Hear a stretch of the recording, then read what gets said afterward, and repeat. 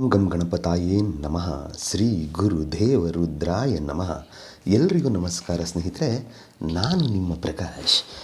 ಸ್ನೇಹಿತರೆ, ಇಂದು ನಾನು ನಿಮಗೆ ವಶೀಕರಣಕ್ಕೋಸ್ಕರ, ಅದು ಹುಡುಗ ಹುಡುಗಿ ಆಗಲಿ ಅಥವಾ ಸ್ತ್ರೀ ವಶೀಕರಣ ಆಗಲಿ ಅಥವಾ ಗಂಡ ಹೆಂಡತಿ ವಶೀಕರಣ ಆಗಲಿ, ಅದಕ್ಕೆ ತುಂಬ ಶಕ್ತಿಶಾಲಿಯಾದಂತಹ ಒಂದು ಯಂತ್ರ ಮತ್ತು ಮಂತ್ರ ಎರಡನ್ನ ತಗೊಂಡು ಬಂದಿದ್ದೀನಿ. ಇದನ್ನು ಹೇಗೆ ಮಾಡಬೇಕು ನಾನು ತಿಳಿಸ್ಕೊಡ್ತೀನಿ.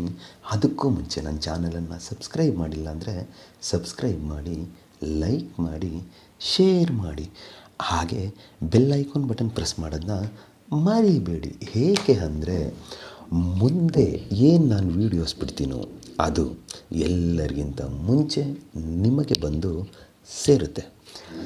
ಸ್ನೇಹಿತರೆ, ಬನ್ನಿ ಇದರ ವಿಧಿ ವಿಧಾನ ತಿಳ್ಕೊಳ್ಳೋಣ. ಇದಕ್ಕೆ ನಿಮಗೆ ಏನೆಲ್ಲ ಬೇಕು?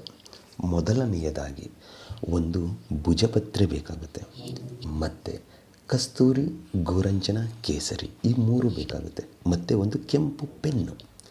ನಾನು ಡಿಸ್ಪ್ಲೇ ಮೇಲೆ ಒಂದು ಯಂತ್ರವನ್ನು ಕೊಟ್ಟಿದ್ದೀನಿ. ಯಂತ್ರದ ಒಳಗಡೆ ಬಾಕ್ಸ್ ಮಾಡಿ ಬೀಜಾಕ್ಷರಗಳನ್ನ ಬರೆದಿದ್ದೀನಿ, ಮತ್ತು ಮೇಲುಗಡೆ ಹುಡುಗ ಮತ್ತು ಕೆಳಗಡೆ ಹುಡುಗಿ ಅಂತ ಬರೆದಿದ್ದೀನಿ. ಆ ಹುಡುಗ ಹುಡುಗಿಯನ್ನ ಜಾಗದಲ್ಲಿ ನಿಮ್ಮ ಮತ್ತು ನಿಮಗೆ ಬೇಕಾಗಿರುವವರ ಹೆಸರನ್ನು ಬರಿಬೇಕಾಗುತ್ತೆ. ಬರೆದು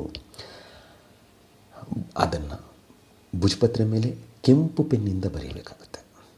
ಬರೆದು ಆದ ಮೇಲೆ ಅದನ್ನು ನಿಮ್ಮ ಬಲಗೈಯಲ್ಲಿ ಹಿಡಿದುಕೊಂಡು, ಇವಾಗ ಒಂದು ಮಂತ್ರ ಕೊಡ್ತೀನಿ. ಈ ಮಂತ್ರವನ್ನು ನೀವು 108 ಸಾರಿ ಪಠನೆ ಮಾಡಬೇಕಾಗುತ್ತೆ.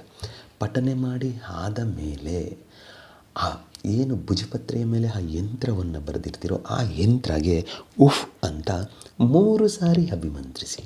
3 ಸಾರಿ ಅಭಿಮಂತ್ರಿಸಿ ಆದ ಮೇಲೆ ಬೆಳ್ಳಿಯ